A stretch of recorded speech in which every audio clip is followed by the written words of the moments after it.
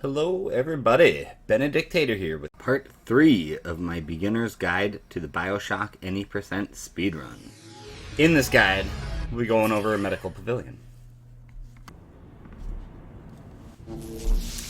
Alright, so here we are. First thing that we'll do is come around this way and we're going to hack this machine right over here. So, one thing to note about this bot that we hack here is that the hacking sequence will always be exactly the same as long as it's like a fresh load of the game. So like if I were to hack this and then reset and do another run without exiting back to Windows, then the hack sequence would be different. But if this is a fresh load, then this hack sequence will always be the same. So just whenever you're resetting, if you've gotten past this point, you're always going to want to quit to Windows and to start a new run. But anyways, hack it. And we're going to hit this tile and this tile. Those are the only two we need to worry about. You move that right there, move this right there, and this part is always going to be an elbow leading down. You don't even have to click it. I just wanted to show you. So you can leave it as a question mark block and just straight up go to increase the full speed. But that's it. Just real easy and simple. So after that, you're going to want to deactivate this thing so that it doesn't get in your way. So we're going to come around the corner, and it's important that you leave this splicer right here alive. You do not want to kill her. You want her to be alive. But you do want to kill this guy. And you're going to come up here, hit this switch, and we're going to make sure to kill this other splicer who's right there. And then we'll make our way over this way. Select the weapon, hit the switch, go this way, and go on up these stairs. And there's going to be a handful of splices that come at you. Just shoot them so they get out of your way. Move over here and trigger this little go sequence. Then you can turn around and kill another splicer or two and loot their bodies if you feel like it. Just make sure that you get back here in time for when this is able to be interacted with. And after that, come this way. You can loot that garbage can if you want. Not a bad idea. We're going to make our way to the Eternal Flame here, and we're going to basically going to get our incinerate plasmid. Incinerate is going to be very useful throughout the run, mainly just for doing death warps. We'll come up here, go and take care of her so she doesn't body block you in a second. Collect our incinerate, put it in the empty slot there. And we're going to back up and come this way. And take out these guys. They might try to body block you, so it's a good idea to take them out. And then you're going to want to get your pistol out for when you come around the corner. Sometimes this guy right here will body block you in this doorway, but if you aim right about here, you can get a headshot on him. And get him out of your way, otherwise he'll kind of body block you. So it's a good idea to come around here and put some fire on the ground for any enemies that might try to follow you. And then you're going to want to melt this ice, and then melt the guy that's right there. You can see your little reticle turns red, so that's when you know you're targeting him. That just gets him out of the way so he doesn't body block you. And then very important, you're going to want to pick up this audio diary. It doesn't really matter which audio diary you pick up, you just want an audio diary, but this is the one that's going to be in your way, so grab that. You're going to want to start doing some fire damage because we're going to be doing a death warp in a second, so get yourself down to like 0 health, and that's going to trigger your invincibility frames.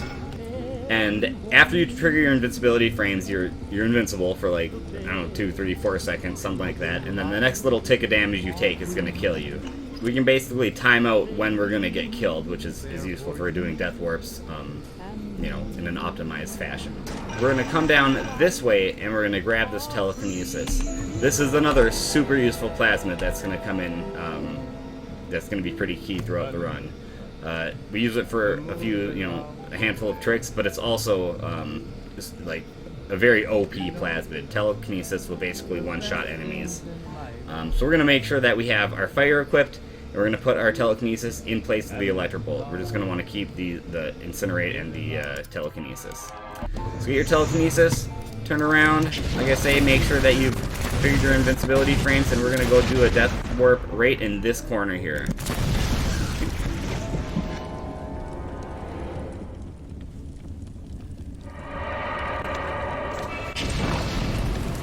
Alright, and now that you've done that, get your Telekinesis out and come around the corner here.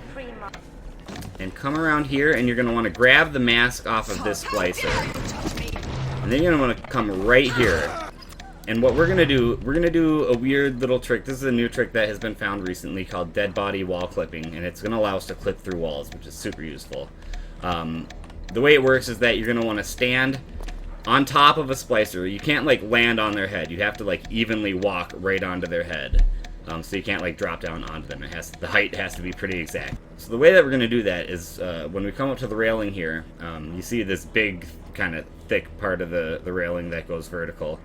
You're going to want to stand basically right in between this spoke and this spoke, or whatever those parts of the railing are called. So you're going to want to kind of jump up right into this little section in between. And once you get up here, you can basically make a quick save. Then you're going to want to turn around and walk on top of her head and then kill her. There we go. And if you did it right, you're basically going to be standing on top of her body. By walking on top of her body and killing her like that, it gives her body collision, which is like a unique property that these bodies don't normally have. KPC Zombie has like a pretty good guide how these things work, and I'll link it in the description below. And he kind of describes what I'm about to say, but I'll repeat it here. So you want to picture basically the center of the splicer's body, which basically where the dot of my crosshair is. Almost like if they were wearing a belt, where their belt buckle would be. So right about there. And you're going to want to crouch when you're on top of these guys doing this little trick. And what we're going to do is we're going to use Telekinesis to basically use her as like a little magic carpet. And we're going to be able to travel around the map on top of her. And it's going to allow us to like be able to clip through walls and stuff too, as I will show you in a second. So once you successfully kill her and get on top of your body, it's not a bad idea to make another quick save. As KPC says, you can't make too many quick saves with this trick. And I'll kind of show you how it works. Like, we can sort of travel around by using telekinesis to move her body around. So it's like a really neat trick. There we go. See, that's kind of how it works. But anyways, what we want to do is we want to telekinesis ourselves through that little gate. So I feel like this little column here is going to give us a little bit of bad positioning. So we didn't need to go that far. We'll give ourselves, there we go, that feels like a better spot here. Okay, so we'll reposition ourselves again so we're kind of centered up on the center of this body. Make another quick save since I like this positioning here. And so what we're going to do is we're going to telekinesis the body looking down here, then we're going to aim up, and when we're flying through the air, we want to basically let go of telekinesis when we're looking right around that section, almost like in the water right at the bottom of the gate. And you don't want to hold in any directional pads. You don't want to hold in. You don't want to be holding forward or using WASD at all. It's basically just using your mouse, just using the telekinesis. So here we go.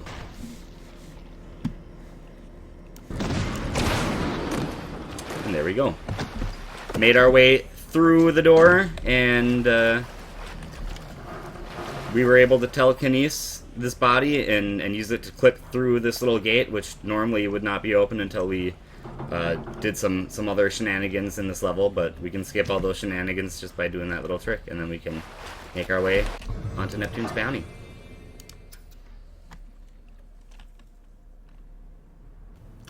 And that is it for part 3 of our guide. Thanks for watching, and we will catch you guys next time with part 4, Neptune's bounty. Take it easy.